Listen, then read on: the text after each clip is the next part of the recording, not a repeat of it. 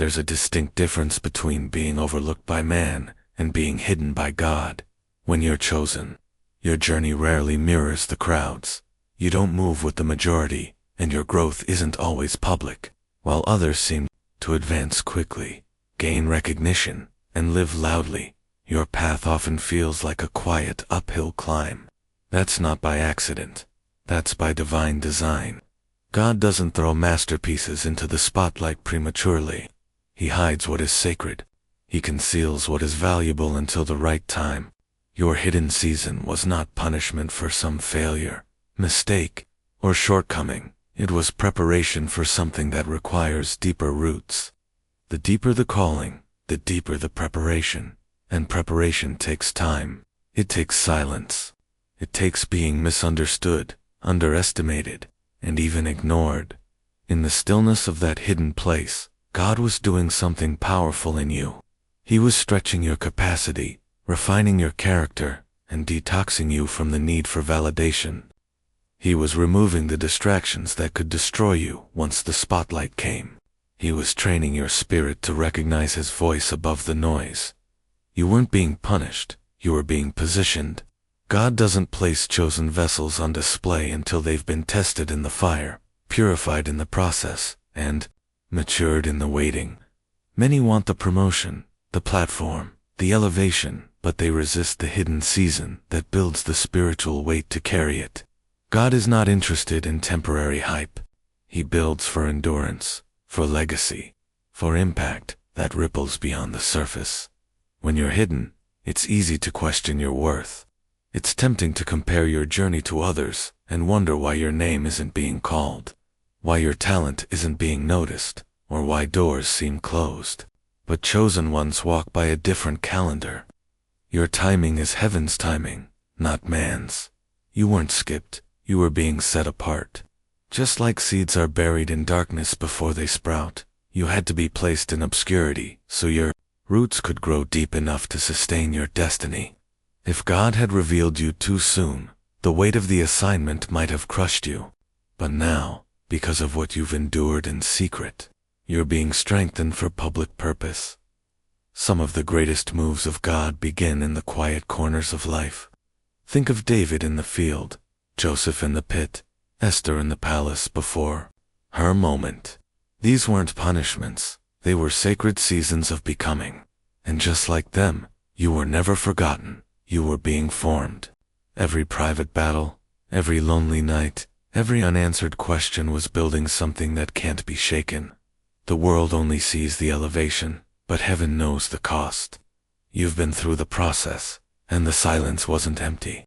It was full of strategy, full of molding, full of divine alignment. When God looks at you, He doesn't see the flaws, the failures, or the insecurities you often carry. He sees the faith that held on through storms. He sees the moments you cried in silence, yet chose to keep going. He sees how you stayed loyal to His call, even when no one understood your path. That kind of quiet obedience carries a weight in the spirit realm. It moves heaven. It stirs the heart of God. Because anyone can worship when things are easy, but it takes a truly chosen one to keep worshiping in the wilderness. To keep believing when everything looks the opposite. To stay consistent when applause is absent and answers seem distant. That's what sets you apart. God's pride in you is not rooted in perfection, it's rooted in your persistence. He's proud of how you didn't fold under pressure, how you didn't compromise when shortcuts were available, how you stayed planted when everything told you to run. There were moments when the pressure felt unbearable. When your soul cried for relief, yet something in you refused to give up. That refusal came from the spirit inside you. You didn't even realize it, but heaven was cheering every time you chose faith over fear. Every time you said yes when everything in you wanted to say no, God saw it all. Not a single act of obedience was wasted. Not one tear was ignored. You walked through fire with integrity. And while others celebrated the visible, you were gaining invisible strength. You said no to things that could have brought short-term gain, but long-term destruction. You endured rejection without letting it define you. You obeyed when no one else was looking, and that is exactly why God is proud of you. Obedience in private is one of the highest forms of worship. It's what separates those who are just loud from those who are truly anointed. You've been anointed in the dark, and now the oil is ready to be poured out. God's favor doesn't just follow talent, it follows character. And your character was forged in seasons where your name wasn't called, where your value was questioned, and your faith was tested. You passed the test, not by striving to be perfect, but by staying faithful. Faithful when doors closed. Faithful when you didn't feel strong. Faithful when it seemed like no breakthrough was coming. That level of faithfulness tells God He can trust you with more. People see the elevation and call it luck, but God sees the obedience and calls it worthy. He knows the price you paid. He knows the moments you prayed with nothing but hope in your voice. And now, that obedience is echoing in heaven. It's speaking louder than any performance, louder than any popularity. You didn't try to force your way to the front. You let Him lead. You let Him refine. You chose intimacy with Him over popularity with people. That's why He's proud. That's why He's smiling on you. There comes a time when God decides to reveal what He's been carefully shaping in the dark. After seasons of molding, pressing, stretching, and pruning, the moment comes where heaven says, "Now show them." Not for your glory, but for His. Not for attention, but as a testimony. You've been through too much, endured too deeply, and grown too silently to remain hidden forever. God is about to put you on display, not to impress the world, but to confirm His hand on your life. He's about to make your process public, because your pain carried purpose. Your wilderness built wisdom, and your silence produced power. The world needs to see what chosen looks like. The unveiling is not about spotlight, it's about evidence. Evidence that God still chooses people, still raises up the unexpected, still honors faithfulness, and still rewards trust. You are not a random breakthrough story. You're a walking message, a vessel He can trust to represent His goodness. What's coming will be undeniable. The shift won't be subtle. Those who once overlooked you will watch in amazement. Not because you're chasing validation, but because God is confirming what He already whispered to your spirit long ago. All those private moments where He said, "I have more for you," and you dared to believe it. Now you'll see it. Now they'll see it. Not everyone will understand how you got here, and that's okay. They weren't meant to understand the depths of your training. They didn't witness the nights you wrestled in prayer, the days you chose peace over pride, the moments you turned down opportunities that didn't align with your calling.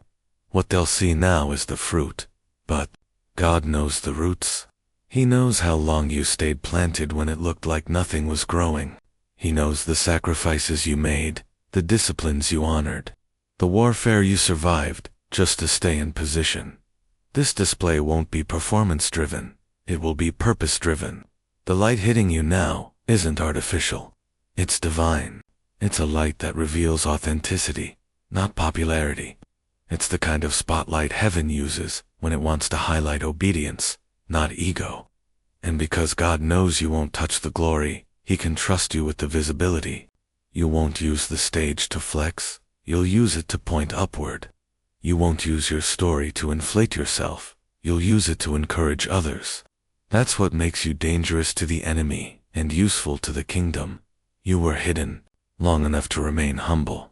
Now you're being revealed so others can see the fingerprints of God all over your life. This is the part where the unveiling begins, when people start to connect the dots between your past battles and your present boldness, where your story starts to break chains, because it's not just inspiration, it's impartation.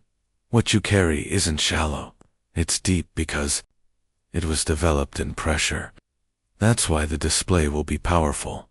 That's why it will silence the doubt. That's why it will make people turn their heads and ask how you made it through. What you've endured wasn't in vain. The hidden seasons, the quiet obedience, the uncelebrated sacrifices, All of it was seen by God. And now, the time has come. He's proud of you, not because you were perfect, but because you stayed faithful. Not because you always felt strong, but because you never stopped trusting. You held on when others let go. You stood when it would have been easier to sit in discouragement. You kept praying, kept believing, kept showing up. That's what moved heaven. That's what heaven is about to honor. The unveiling won't just elevate you. It will reveal him through you. People will witness what God can do with a willing heart, a disciplined spirit, and an obedient life. Your story isn't ending, it's beginning. And the beginning will be marked by divine display, divine confirmation, and divine favor. You're not just being seen, you're being sent. Sent into rooms, into roles, into realms that only grace could open. Your time is now, chosen one. Thank you for listening. May this message remind you that you're not forgotten, not forsaken, and definitely not finished. You were called, covered, and now you are being crowned. God bless you. Stay strong.